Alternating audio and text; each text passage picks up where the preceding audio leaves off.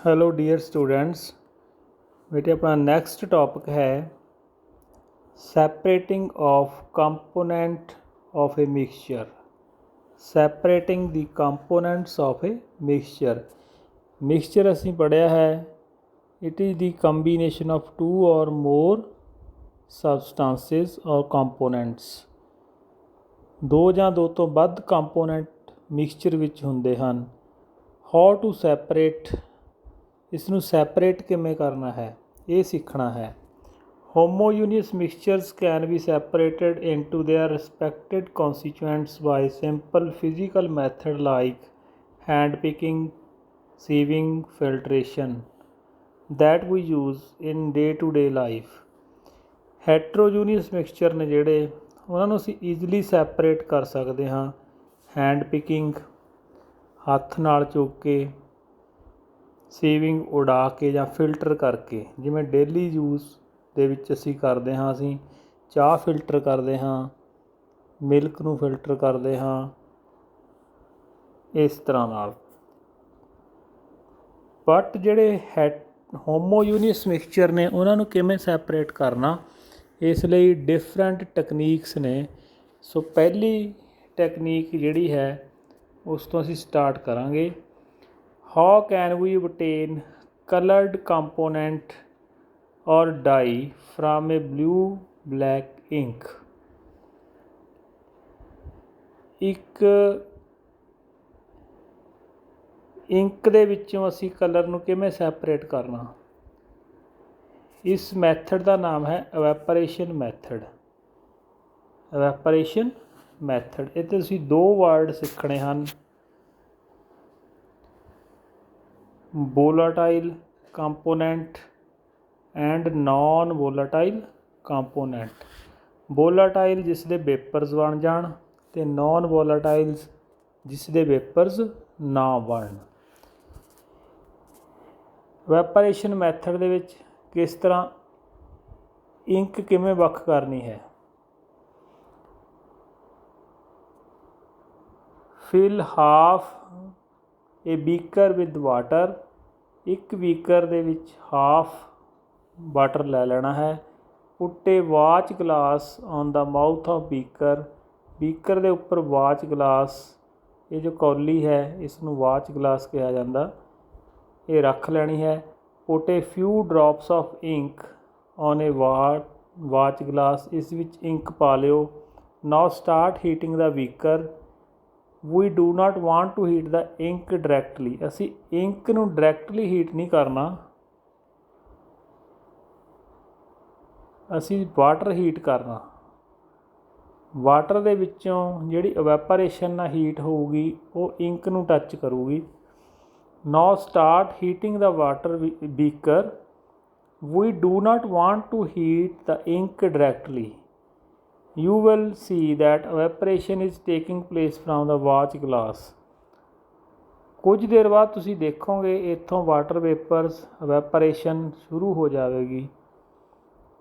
ਸੋ ਜੋ ਇਸ ਦੇ ਵਿੱਚ ਵਾਟਰ ਵੇਪਰਸ ਹਨ ਉਹ ਸਕੇਪ ਹੋ ਜਾਣਗੇ ਅਤੇ ਵਾਚ ਗਲਾਸ ਦੇ ਵਿੱਚ ਸਿਰਫ ਇੱਕ ਪਾਊਡਰਡ ਮਟੀਰੀਅਲ ਬਚ ਜੂਗਾ ਜਿਹੜਾ ਕਿ ਡਾਈ ਹੋਏਗੀ, ਕਲਰ ਹੋਏਗੀ। ਵਾਟਰ ਵਿੱਚੋਂ ਨਿਕਲ ਜਾਏਗਾ ਅਤੇ ਸਿਰਫ ਇਸ ਵਿੱਚ ਡਾਈ ਜਾਂ ਕਲਰ ਬਚ ਜਾਵੇਗਾ। Continue heating as evaporation goes on and stop heating when you do not see any further change in the watch glass. ਜਦੋਂ ਐਪਰੇਸ਼ਨ ਹੋਣੀ ਬੰਦ ਹੋ ਗਈ ਤਾਂ ਤੁਸੀਂ ਇਸ ਨੂੰ ਹੀਟ ਸਟਾਪ ਕਰ ਦੇਣੀ ਆ। What will you think has got evaporated from the watch glass. Watch glass ਦੇ ਵਿੱਚੋਂ ਕਿਹੜੀ ਚੀਜ਼ ਇਵੈਪਰੇਟ ਹੋ ਗਈ? ਜਿਹੜੀ ਇੰਕ ਹੈ, ਇੰਕ ਮਿਕਸਚਰ ਕੀ ਹੁੰਦਾ ਹੈ? Mixture of ink and water. Water evaporate ਹੋ ਗਿਆ। Is there a residue on the watch glass. Watch glass ਦੇ ਵਿੱਚ ਕੁਝ ਬਚੇ ਹੋਏ ਪਦਾਰਥ ਨੂੰ ਕਹਿੰਦੇ ਹਨ ਰੈਜ਼ੀਡਿਊ।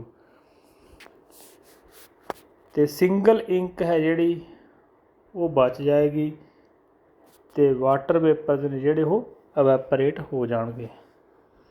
ਇਹ ਪਹਿਲਾ ਮੈਥਡ ਹੈ। ਇਹ ਕਦੋਂ ਲੱਗਣਾ ਹੈ? method, we can separate the volatile component ਜਿਹੜੇ ਵੱਧ ਮਾਤਰਾ ਵਿੱਚ ਹੋਣ solvent, volatile ਜਿਸ ਦੇ ਵੇਪਰ ਬਣ ਜਾਣ, from its non volatile solute by the method of evaporation। ਸੋ ਪਹਿਲਾ ਮੈਥਡ ਹੈ ਮੈਥਡ ਆਫ evaporation ਮੈਥਡ ਕਿੱਥੇ ਲੱਗਣਾ, ਜਦੋਂ ਦੋ ਕੰਪੋਨੈਂਟ ਮਿਕਸਚਰ 'ਚ ਕਿਹੜੇ ਹੋਣ, ਵੋਲਾਟਾਈਲ ਐਂਡ ਨੋਨ ਵੋਲਾਟਾਈਲ, ਇੱਕ ਦੇ ਵੇਪਰ ਬਣਨ ਅਤੇ ਇੱਕ ਦੇ ਨਾ ਬਣਨ। ਜਦੋਂ ਹੀਟ ਕਰਾਂਗੇ ਤਾਂ ਜਿਹੜੇ ਕੰਪੋਨੈਂਟ ਦੇ ਵੇਪਰ ਬਣਨਗੇ ਉਹ ਵਿੱਚੋਂ escape ਹੋ ਜਾਏਗਾ, ਦੂਜਾ ਕੰਪੋਨੈਂਟ ਰਹਿ ਜਾਏਗਾ। ਕਿੱਥੇ ਯੂਜ਼ ਕਰਨਾ, ਇੰਕ ਨੂੰ ਸੈਪਰੇਟ ਕਰਨ ਲਈ। ਨੈਕਸਟ ਵੀ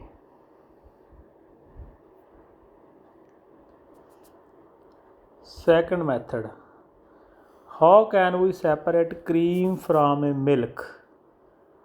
ਮਿਲਕ ਦੇ ਵਿੱਚੋਂ ਕਰੀਮ ਕਿਸ ਤਰ੍ਹਾਂ ਕੱਢਣੀ ਹੈ, ਕਰੀਮ ਕਿਸ ਤਰ੍ਹਾਂ ਕੱਢਣੀ ਹੈ।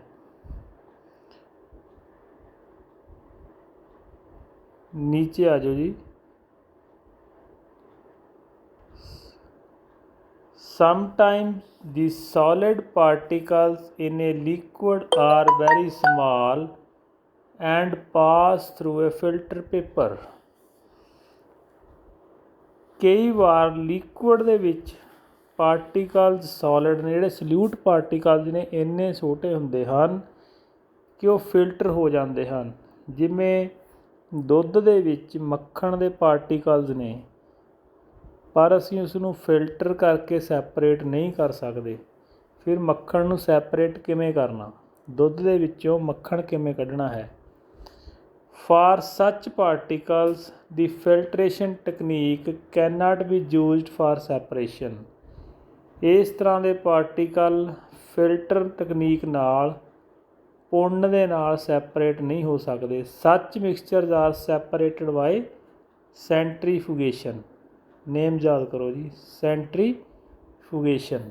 ਸੈਂਟਰੀਫਿਊਗੇਸ਼ਨ ਕੀ ਹੈ, ਜਿਸ ਨੂੰ ਰਿੜਕਣਾ ਕਹਿ ਦਿੰਦੇ ਹਾਂ।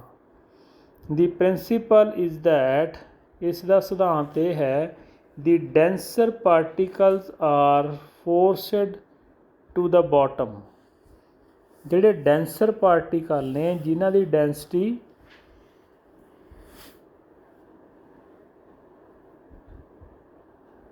ਲੈਸ ਹੈ, ਜਿਨ੍ਹਾਂ ਦੀ ਡੈਂਸਿਟੀ ਜ਼ਿਆਦਾ ਡੈਂਸਰ ਨੇ ਜਿਹੜੇ, ਉਹ ਬਾਟਮ ਵੱਲ ਨੂੰ ਜਾਂਦੇ ਹਨ। And the lighter particle stay at the top of the when spun rapidly. ਜਦੋਂ ਇਸ ਨੂੰ ਤੇਜ਼ੀ ਨਾਲ ਘੁਮਾਇਆ ਜਾਂਦਾ ਹੈ ਸਪਨ, ਤਾਂ ਜਿਹੜੇ ਲੈਸਰ ਡੈਂਸਿਟੀ ਪਾਰਟੀਕਲ ਨੇ ਉਹ ਉੱਪਰ ਆ ਜਾਂਦੇ ਹਨ, ਅਤੇ ਹੈਵੀ ਪਾਰਟੀਕਲਸ ਨੇ ਜਿਹੜੇ ਉਹ ਥੱਲੇ ਚਲੇ ਜਾਂਦੇ ਹਨ। ਅਸੀਂ ਇਹ ਪਹਿਲਾਂ ਪੜ੍ਹ ਚੁੱਕੇ ਹਾਂ।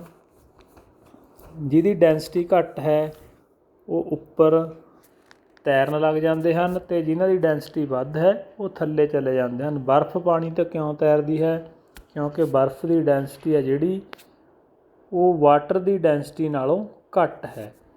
ਇਸ ਤਰ੍ਹਾਂ ਜਿਨ੍ਹਾਂ ਦੀ ਡੈਂਸਿਟੀ ਲਾਈਟ ਹੈ ਉਹ ਉੱਪਰ ਆ ਜਾਂਦੇ ਹਨ, ਅਤੇ ਜਿਨ੍ਹਾਂ ਦੀ ਡੈਂਸਿਟੀ ਵੱਧ ਹੈ ਉਹ ਨੀਚੇ ਚਲੇ ਜਾਂਦੇ ਹਨ। ਇਸ ਪ੍ਰੋਸੈਸ ਦਾ ਨਾਂ ਕੀ ਹੈ, ਸੈਂਟਰੀਫਿਊਗੇਸ਼ਨ process. ਸੈਂਟਰੀਫਿਊਗੇਸ਼ਨ process.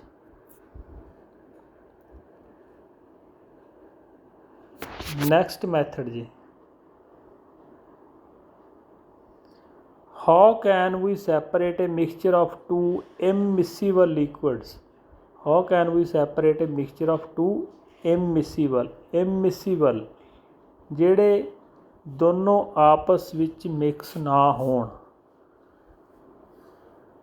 The liquids which do not mix with each other are called immiscible liquids। ਜਿਹੜੇ ਲਿਕੁਇਡਸ ਇੱਕ ਦੂਸਰੇ ਨਾਲ ਮਿਕਸ ਨਹੀਂ ਹੁੰਦੇ ਉਹਨਾਂ ਨੂੰ ਕਿਹਾ ਜਾਂਦਾ ਹੈ ਇਮਿਸੀਬਲ ਲਿਕੁਇਡਸ। ਜਿਵੇਂ ਆਇਲ ਇਨ ਵਾਟਰ, ਆਇਲ ਇਨ ਵਾਟਰ। ਪਾਣੀ ਦੇ ਵਿੱਚ ਤੇਲ ਪਾ ਦਈਏ ਤਾਂ ਉਹ ਮਿਕਸ ਨਹੀਂ ਹੋਣਗੇ। ਇਸ ਨੂੰ ਕਿਵੇਂ ਸੈਪਰੇਟ ਕਰਨਾ ਹੈ? ਇਸ ਨੂੰ ਸੈਪਰੇਟ ਕਰਨ ਲਈ ਇੱਕ ਸੈਪਰੇਟਿੰਗ ਫਨਲ ਯੂਜ਼ ਕੀਤੀ ਜਾਂਦੀ ਹੈ। The instrument used to separate immiscible liquid is called separating funnel. Separating funnel ਦੇ ਵਿੱਚ ਕੀ ਹੈ? ਐਗਜ਼ਾਮਪਲ ਦੇਖੋ, ਇੱਕ ਵਾਟਰ ਹੈ, ਇਹਦੇ ਵਿੱਚ ਇੱਕ ਕੈਰੋਸੀਨ ਆਇਲ ਹੈ, ਮਸਟਰਡ ਆਇਲ ਵੀ ਪਾ ਸਕਦੇ ਹਾਂ, ਸਰੋਂ ਦਾ ਤੇਲ, ਕੈਰੋਸੀਨ ਆਇਲ। ਇਹ ਦੋਨੋਂ ਹੈਟਰੋਜੀਨੀਅਸ ਮਿਕਸਚਰ ਹਨ, ਇੱਕ ਦੂਜੇ ਨਾਲ ਮਿਕਸ ਨਹੀਂ ਹੋਣਗੇ। ਵਾਟਰ ਨੀਚੇ ਆ ਜਾਏਗਾ ਹੈਵੀ ਡੈਂਸਿਟੀ ਹੋਣ ਕਰਕੇ, ਅਤੇ ਕੈਰੋਸੀਨ ਆਇਲ ਮਿੱਟੀ ਦਾ ਤੇਲ ਹੈ ਜਿਹੜਾ ਉੱਪਰ ਸੈਪਰੇਟ ਹੋ ਜਾਏਗਾ। ਇੱਥੇ ਇੱਕ ਸਟੋਪ ਕੁੱਕ ਲੱਗਿਆ ਹੋਇਆ ਹੈ, ਇਸ ਨੂੰ ਅਸੀਂ ਰੋਟੇਟ ਕਰਾਂਗੇ ਤਾਂ ਵਾਟਰ ਥੱਲੇ ਵੱਲ ਫਲੋ ਕਰੇਗਾ। ਜਦੋਂ ਵਾਟਰ ਸਾਰਾ ਫਲੋ ਕਰ ਗਿਆ ਤਾਂ ਇਸ ਨੂੰ ਸਟੋਪ ਕਰ ਦਿਓ। ਵਾਟਰ ਸੈਪਰੇਟਿੰਗ ਫਨਲ 'ਚੋਂ ਬਾਹਰ ਆ ਜਾਏਗਾ ਅਤੇ ਕੈਰੋਸੀਨ ਆਇਲ ਆ ਜਿਹੜਾ ਵਿੱਚ ਰਹਿ ਜੂਗਾ। ਦੋਨਾਂ ਨੂੰ ਸੈਪਰੇਟ ਕਰ ਸਕਦੇ ਹਾਂ। ਸੈਪਰੇਟਿੰਗ ਫਨਲ ਦੇ ਨਾਲ ਕਿਹੜੇ ਲਿਕੁਇਡ ਸੈਪਰੇਟ ਕੀਤੇ ਜਾ ਸਕਦੇ ਹਨ? ਇਮਿਸਿਬਲ ਲਿਕੁਇਡਸ। ਸੋ 3 ਮੈਥਡ ਆਪਾਂ ਹੁਣ ਤੱਕ ਕਰੇ ਹਨ। ਫਸਟ ਸੀ ਇਵੈਪੋਰੇਸ਼ਨ ਮੈਥਡ, ਇੰਕ ਨੂੰ ਸੈਪਰੇਟ ਕਰਨ ਲਈ ਜਦੋਂ ਇੱਕ ਸਲਿਊਸ਼ਨ ਵੋਲਾਟਾਈਲ ਹੋਵੇ ਜਿਹਦੇ ਵੇਪਰ ਬਣ ਜਾਣ, ਅਤੇ ਦੂਸਰਾ ਨੋਨ ਵੋਲਾਟਾਈਲ ਹੋਵੇ। ਸੈਕੰਡ ਮੈਥਡ ਅਸੀਂ ਕਰਿਆ ਸੈਂਟਰੀਫੂਗੇਸ਼ਨ, ਰਿੜਕਣਾ ਜਿਸ ਨੂੰ ਕਿਹਾ ਜਾਂਦਾ ਹੈ। ਦੁੱਧ ਦੇ ਵਿੱਚੋਂ ਕਰੀਮ ਨੂੰ ਸੈਪਰੇਟ ਕਰਨਾ। ਤੀਸਰਾ ਹੈ ਸੈਪਰੇਸ਼ਨ ਆਫ ਇਮਿਸਿਬਲ ਲਿਕੁਇਡਸ। ਇਸ ਲਈ ਕਿਹੜਾ ਇੰਸਟਰੂਮੈਂਟ ਯੂਜ਼ ਕਰਨਾ? Separating funnel.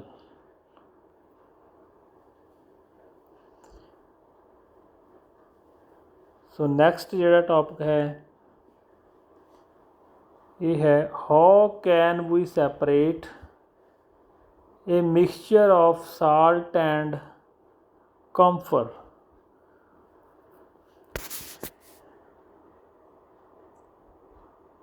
ਕੰਫਰ ਇੱਕ ਐਸਾ ਮਟੀਰੀਅਲ ਹੈ ਜੋ ਕਿ ਡਾਇਰੈਕਟਲੀ ਕਨਵਰਟ ਹੋ ਜਾਂਦਾ। Camphor changes directly from solid to gaseous state on heating. Heat ਕਰਨ 'ਤੇ direct solid to gas convert ਹੋ ਜਾਂਦਾ। ਇਹ ਪ੍ਰੋਸੈਸ ਅਸੀਂ ਪੜ੍ਹ ਕੇ ਆਏ ਹਾਂ, sublimation process. Change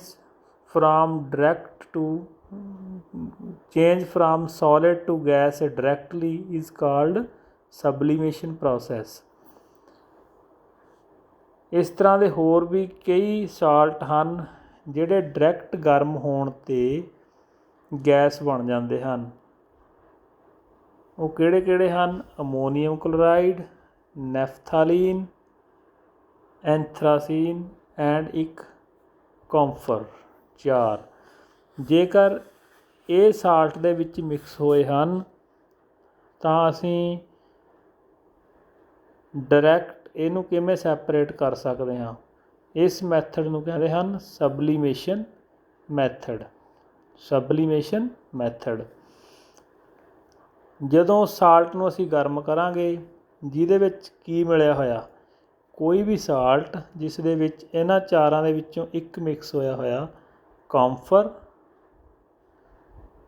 ammonium chloride, ਨੈਫਥਾਲੀਨ ਅਤੇ ਐਂਥਰਾਸੀਨ। ਜੇ ਇਹਨਾਂ ਵਿੱਚੋਂ ਮਿਕਸ ਹੋਇਆ ਤਾਂ ਅਸੀਂ ਜਦੋਂ ਇਸ ਨੂੰ ਹੀਟ ਕਰਾਂਗੇ ਤਾਂ ਇਹ ਚਾਰੇ ਹੀ ਸੋਲਿਡ ਟੂ ਕੀ ਬਣ ਜਾਣਗੇ? ਗੈਸ। ਅਤੇ ਇੱਕ ਸਾਲਟ ਇੱਥੇ ਰਹਿ ਜਾਏਗਾ, ਦੂਜਾ ਗੈਸ ਦੇ ਵਿੱਚ ਕਨਵਰਟ ਹੋ ਜਾਊਗਾ। ਉਸ ਗੈਸ ਨੂੰ ਬਾਅਦ ਵਿੱਚ ਅਸੀਂ ਕੂਲ ਕਰਕੇ ਫਿਰ ਸੋਲਿਡ ਬਣਾ ਸਕਦੇ ਹਾਂ। ਸੋ ਇਸ ਪ੍ਰੋਸੈਸ ਨੂੰ ਕਿਹਾ ਜਾਂਦਾ ਹੈ ਸਬਲੀਮੇਸ਼ਨ process।